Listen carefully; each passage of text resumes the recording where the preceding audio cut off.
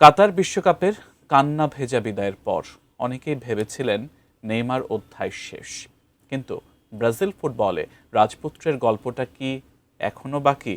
সোমবার ফিফায় জমা পড়ছে সেলেসাওদের ৫৫ সদস্যের তালিকা, আর সেই তালিকায় নেইমারের নাম থাকা নিয়ে ফুটবল বিশ্বে শুরু হয়েছে তোলপাড়।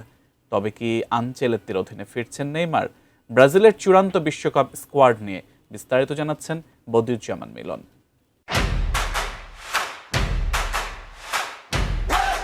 এবারের বিশ্বকাপ সামনে রেখে আগামী সোমবার ফিফার কাছে ৫৫ সদস্যের প্রাথমিক স্কোয়াড জমা দিতে যাচ্ছে ব্রাজিল জাতীয় ফুটবল দল। ব্রাজিলের এই প্রাথমিক তালিকায় জায়গা পাচ্ছেন তারকা ফরওয়ার্ড নেইমার জুনিয়র এবং উদীয়মান প্রতিভা এস্তেভাও উইলিয়ান।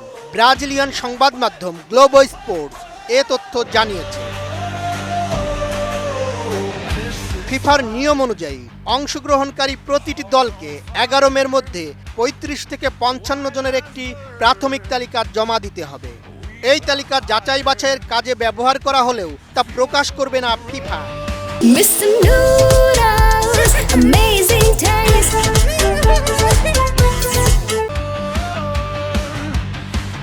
আগামী ১ জুন কোচদের প্রাথমিক দল থেকে ছাঁটাই করে ২৩ থেকে ২৬ সদস্যের চূড়ান্ত স্কোয়াড জমা দিতে হবে।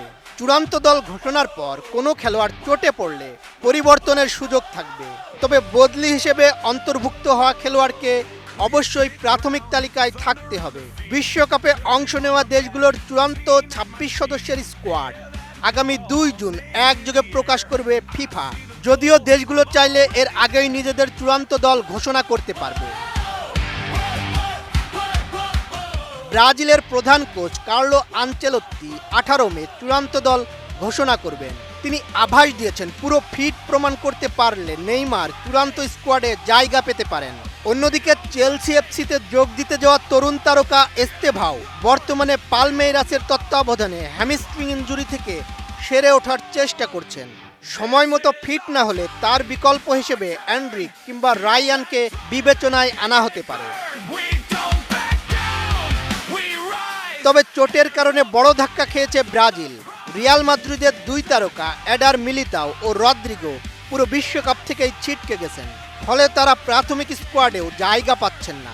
গুরুত্বপূর্ণ ২ ফুটবলারের অনুপস্থিতি আনচেলত্তির পরিকল্পনায় বড় ধাক্কা হিসেবে দেখা হচ্ছে।